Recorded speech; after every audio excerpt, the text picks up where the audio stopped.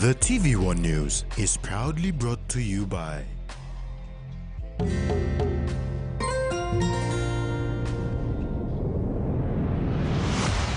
BSP, our bank, our people.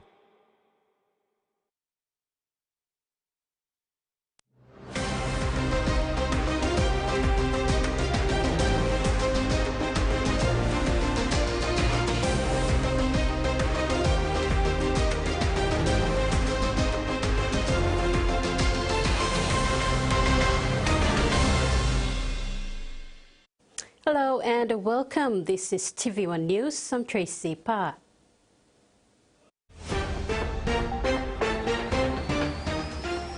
In this edition, eviction continues, empowering women through inclusion, and business houses tanked. The eviction exercise of the Bushwara area in 9 Mile in Port Moresby continues into day 10 today since the eviction on July 11, 2024, following the court order that ruled in favor of Nauru Super Limited as the legal owner of the land.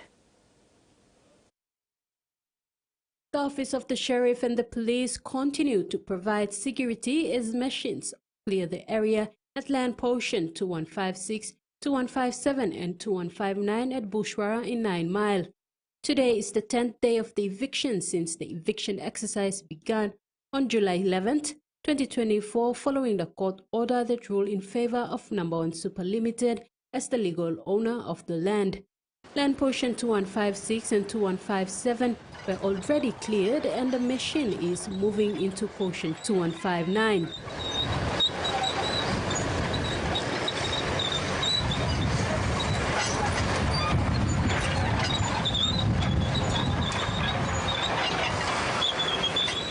While the eviction continues, the Assistant Commissioner of Police for NCD and Central, Peter Guinness, is making another call to the church leaders to remove their church structures that is still standing.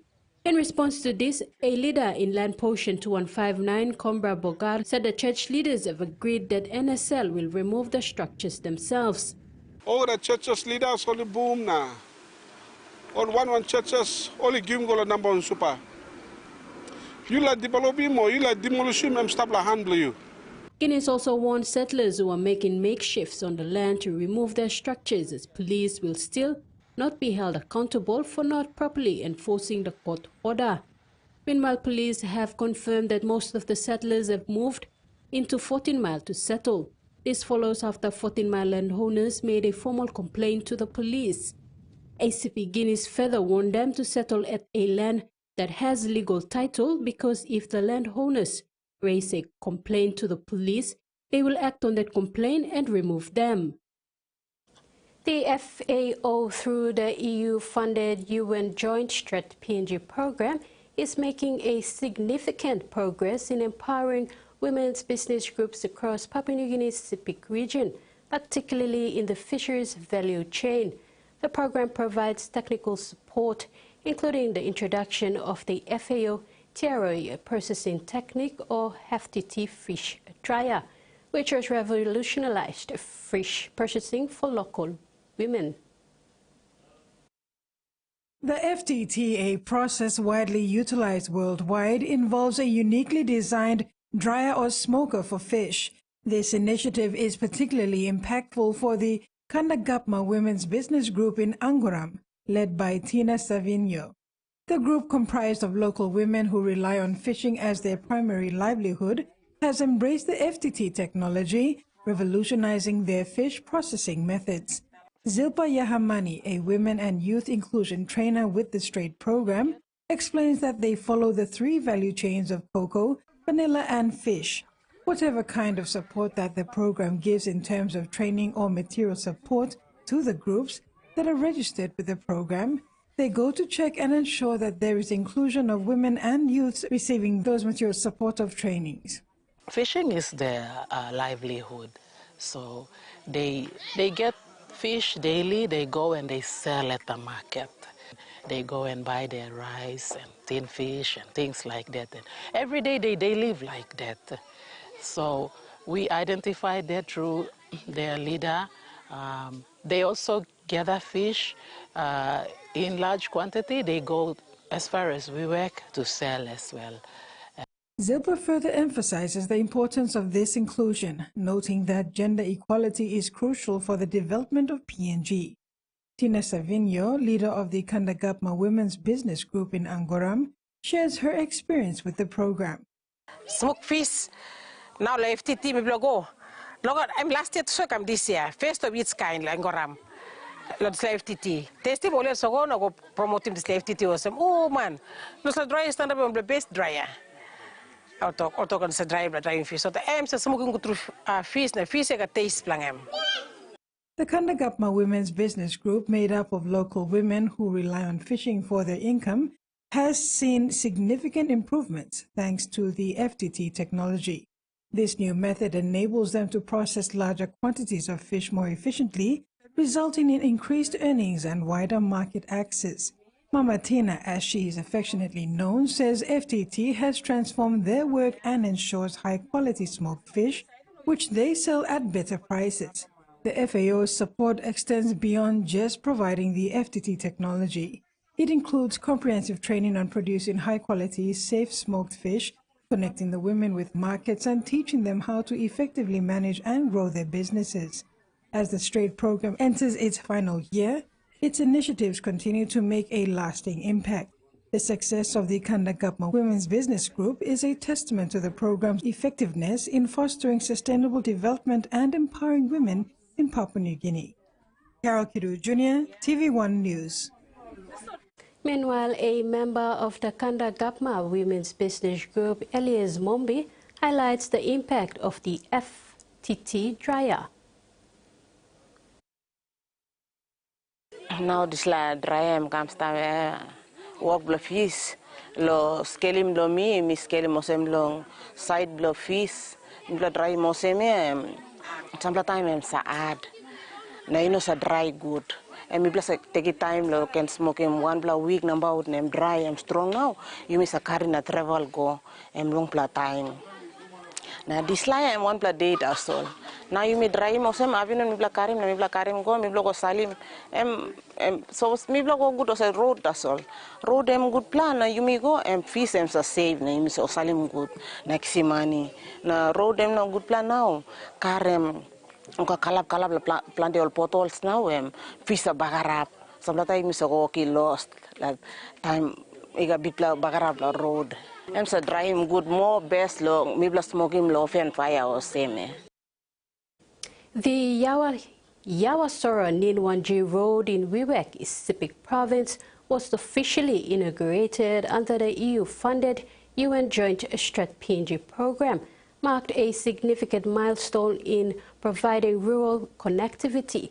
This transformative project, executed by the International Labour Organization, enhanced accessibility for over 2,000 residents, promoting economic growth and better access to markets and essential services. The communities of Yawasoro near Wanjie in Isipik Province celebrated this landmark achievement in May. The event, attended by international and national leaders, underscored the collaborative efforts to upgrade vital infrastructure. The road rehabilitation is part of a broader initiative to boost economic development through enhanced transport infrastructure. Field engineer Ossie Paul, who oversaw the project, provided the insights into the comprehensive work undertaken. The project selection was strategic, focusing on areas with high production of vanilla, cocoa, and fisheries. We have selected this road because of the production of cacao, vanilla, and fisheries in these sections. The production is high, so we had to select this road because we are working together with the FAO, and where we have the farmers, that's where we build the road, and we select this road so the farmers can access the market, the accessibility of their product to the market. Sustainability remains a priority, with routine maintenance groups, or RMGs, established to maintain the road. These groups, comprising both men and women, are trained to clear vegetation, maintain drainage, and prevent road deterioration. Ozipol said they aim for sustainability by involving government officials to continue doing maintenance work even after the program ends. The rehabilitation project cost approximately 3.7 million kina, with RMG workers paid through a structured system to ensure fair wages. Beneficiary and local resident Aaron Jiraka voiced appreciation for the road's impact, reflecting the community's positive reception and the project's success in transforming rural infrastructure. The road here, in a good road in a good. We will learn here, we will struggle through. How about make sure we go out? But now, we are talking Euro straight. The road is walking here, and we couple Nasper road. And we give a couple service through. All I'm here, you can look around the road now, but we table make it there. Easy through Carrigan Sundan, and we get table make it and make up money. Now people know that. Max Jory, one of the first RMG workers, expressed gratitude for the improved road conditions and committed to maintaining the road post program. Road I mean kupla, how mi walk ose machine mi walk. All man lo community all come all talk pila so lo ki kain le mi pat. Mi still mi walk yet. Mi walk kigo. Road am alright. To say mi yet mo se mi no bin walk mi stop place man time straight. Come side all kisimi emo se now mi walk mi kawam la one kina mi loa the all family mi got keke now mi got money emo se mi stop mi walk it mi stop. The Yawasoroni 1-year road rehabilitation exemplifies the positive impact of coordinated efforts to enhance rural infrastructure, fostering economic growth and better living conditions for the community. Carol Kido Jr., TVWan News.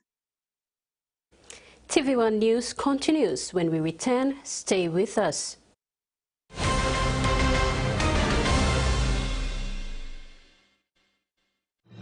Experience a convenient and smarter way to do your banking with BSB Mobile Banking. You don't have to leave the office or your home to pay for bills. You can view your account balance, transfer funds, top up phone credits, or purchase Easy Pay units wherever you are. Visit your BSB branch today to register now for BSB Mobile Banking. BSB Mobile Banking, the smarter way to bank. BSB, our bank, our people. He says the best Hunters players come from his region. So does she. But there's one thing that brings everyone together. SB Lager, Bunyamyumi.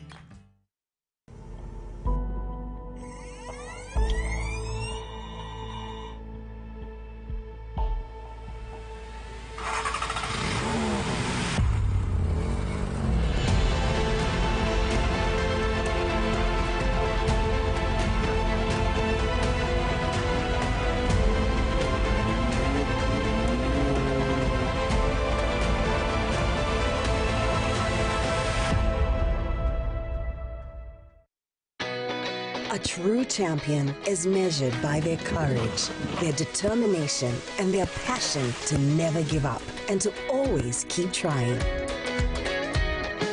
With a delicious Milo in milk taste and added nutrients, Milo in milk is a great way to fuel our little champions with nourishing energy every day. Because true champions give it their all. Milo, PNG and Mia. Find PNG made.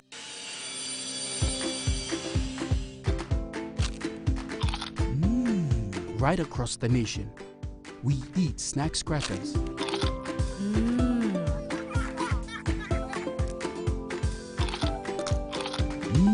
Emi trupla. All get a young planalapun, only like him snacks crackers. Only make him here, no PNG, one time lay biscuit company. It's crunchy and tasty. It's irresistible.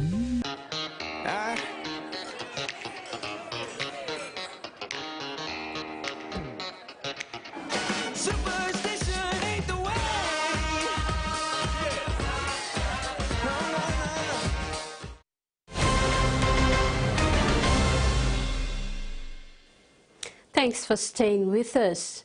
The former Assistant Commissioner of Police for Border Command, Peter Philip, who was recently appointed as the new ACP for Bomana Training College, thanked business houses, stakeholders and provincial leaders for their efforts in supporting policing in the command. Philip said they work closely with the police to ensure there is peace in the community and that people respect the rule of law.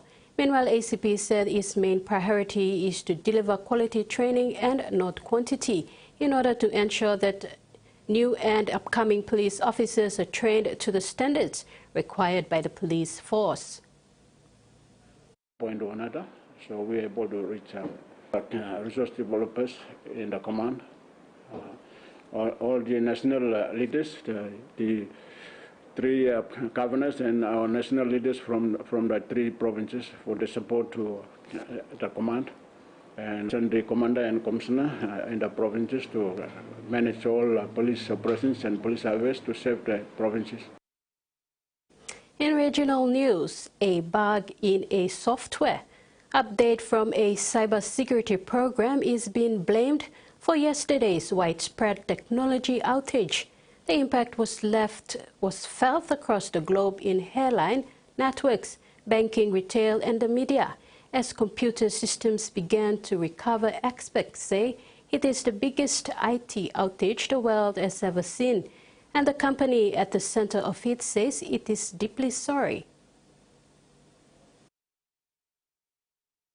Attention, please. The dreaded blue screen, the first sign of major trouble ahead.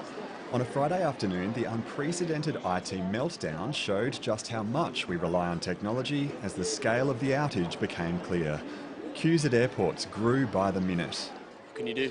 You just sit and wait and hope that you get there. Confused travellers greeted by blue screens instead of boarding passes. I just have no idea what's going on and no one sort of communicated what's going on. Checkouts at supermarkets failed, leaving thousands of customers empty-handed. Online banking was impacted, as were government departments, universities and law firms. Even the media wasn't spared, as TV and radio stations improvised on the go. Cyber experts say it's the biggest outage the world has seen. Without a shadow of a doubt, it is the biggest, and you can see it's impacted many countries. Australia got hit first because we were still awake when the update happened, but as the world woke up, you can see it rolling across the world, and it's had a significant impact. The cause was a bug in a software update from the cybersecurity program CrowdStrike. The program itself sits deeply embedded in operating systems, including Microsoft. It could take days, even weeks, to clean up the mess, and that will depend on an organisation's disk encryption and ability to push out a fix at scale. Many of the institutions that use this sort of software don't just have a few hundred, they might have thousands and thousands, tens of thousands of workstations. And, so that's going to be a really big headache for them. Really demonstrates that we need to be not just cyber secure but cyber resilient. You need resiliency so that you can have a workaround if you just can't access what you need to access. Thankfully not a cyber attack, but a nightmare nonetheless. The number of refugees being held at the Nauru detention centre has increased sixfold in 6 months. Home Affairs Minister says funding for Operation Sovereign Borders has never been higher amid criticism about a drop in air and sea patrols. The Albanese government has been urged to improve processing times and prevent asylum seekers being left in Nauru for years. Inside the Nauru detention centre, detainee Mohammed Anjan is able to make calls from an old mobile phone. They're treating us like animals. We are not criminal. We are not like the animals. The Pakistani asylum seeker was one of 39 men who shocked authorities in February when their boat landed at Beagle Bay in remote Western Australia. Mohammed Anjan says he didn't know he'd be sent to Nauru, and now he doesn't know when he can leave. When we ask them how long we will stay here, how long we will go outside, what is our future, no one is saying this.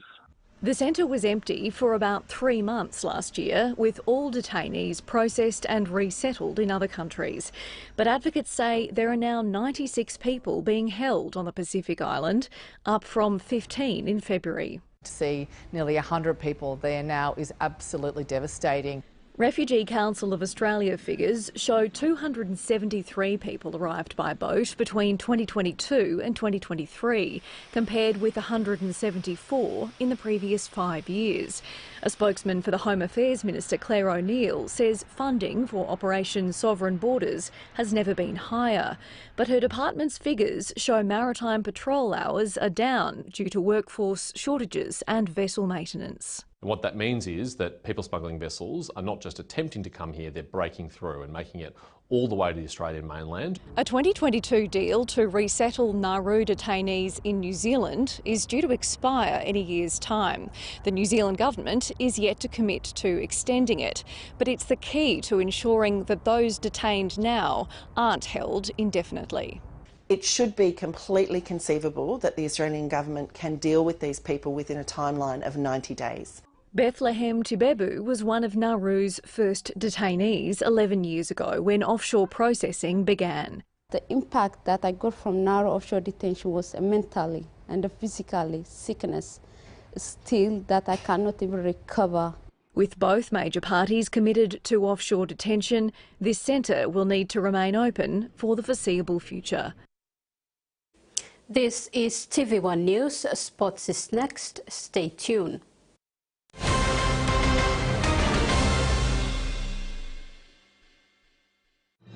Experience a convenient and smarter way to do your banking with BSB Mobile Banking. You don't have to leave the office or your home to pay for bills. You can view your account balance, transfer funds, top up phone credits, or purchase easy paid units wherever you are.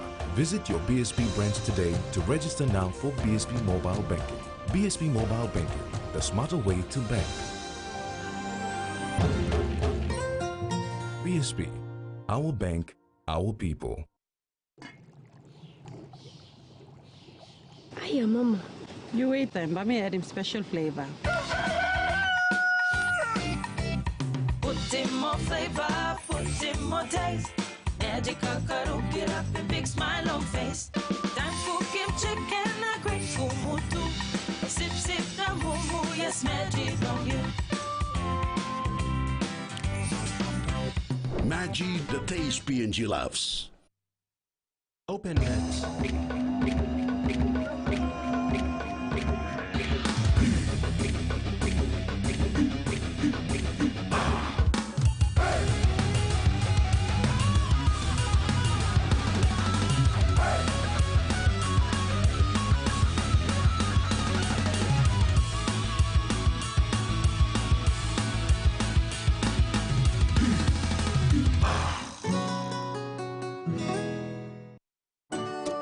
When you're spending time with family, when you've got a big day ahead, when you have given it all you've got, when you're putting on a feast, that's when you want the best. That's when you want flame rice. New flame rice. Win him, Olgeta. Enjoy life when we work together, making happy memories that last forever. Harem, talk, young, or roll the scale rice family meal with talk. We'll bring out the smiles, cause it's a favorite by miles. Senisi gola scale rice, low scale price. Senisi gola scale rice, low scale price. But you like him?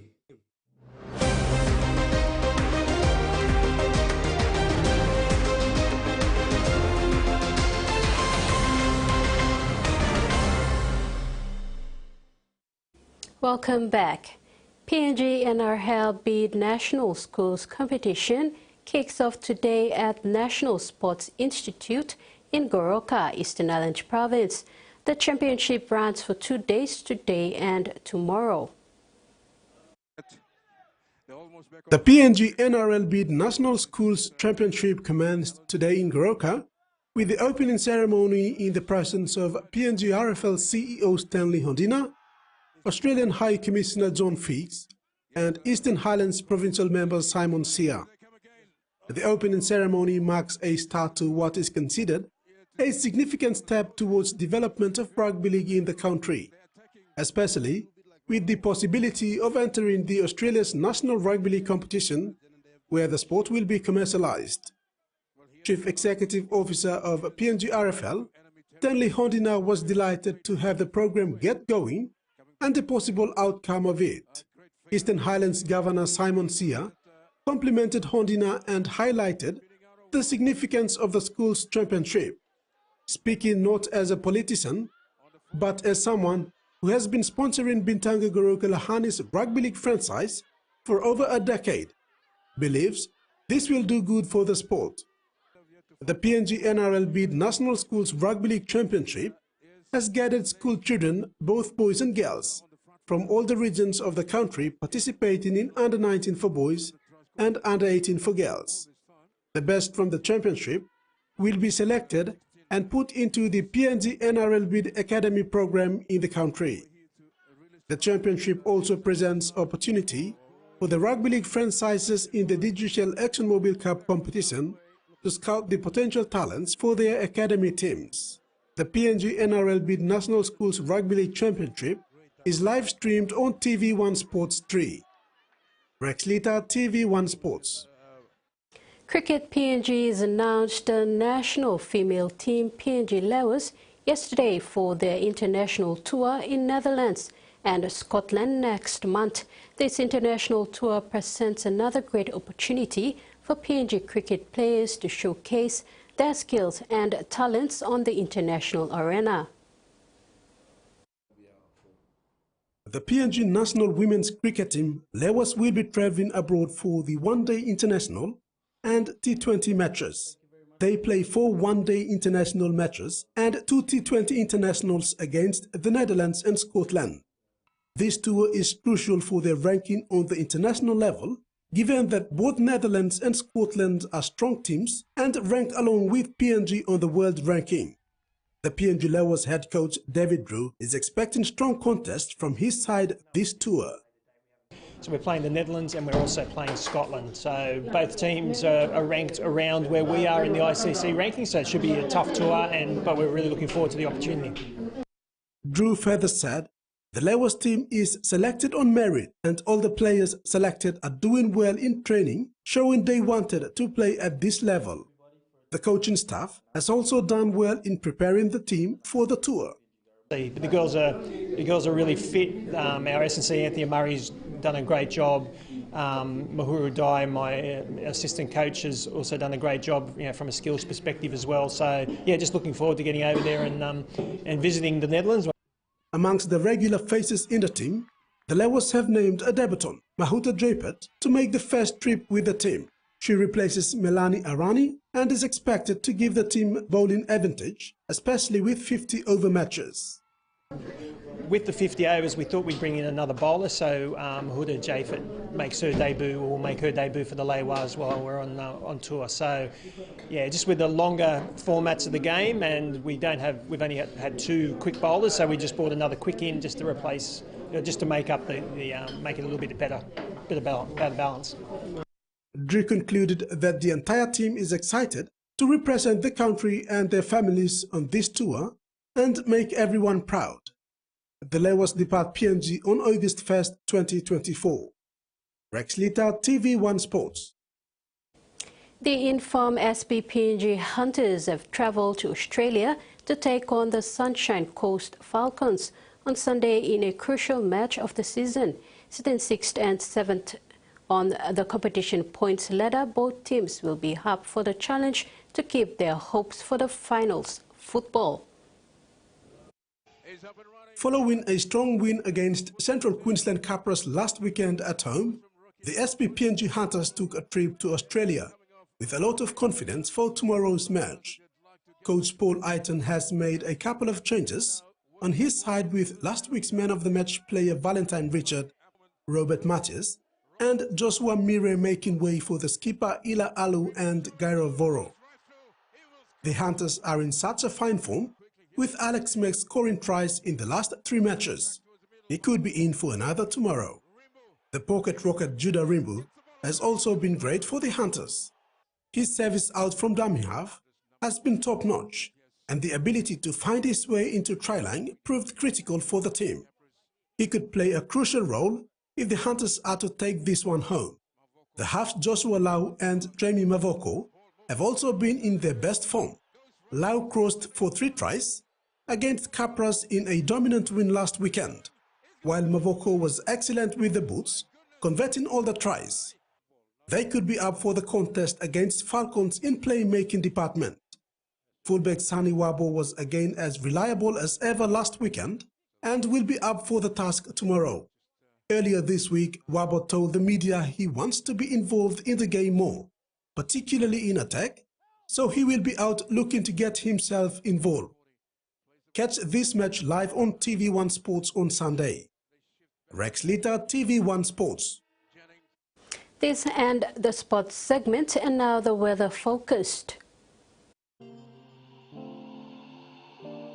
This is a renewal strong wind warning issued by Papua New Guinea National Weather Service for all coastal waters of Cape Vogale to the highlands of Goodenough, Ferguson and Trobriand, including coastal waters of Arab, New Ireland, East and West New Britain to Sea, Vitia Strait to Long Island, Karkar, Manam and Hor, the highlands of East Sepik and all coastal waters of Manus. Strong southeast winds of 25 to 33 knots expected to persist for the next 6 to 12 hours, causing rough seas along areas mentioned.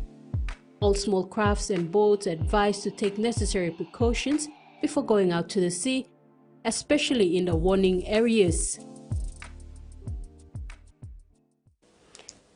And that ends the news tonight. Thanks for your company. Goodbye.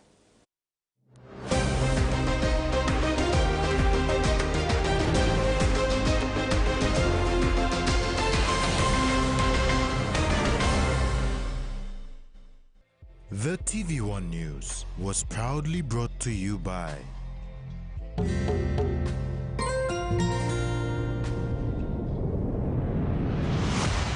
BSP, our bank, our people.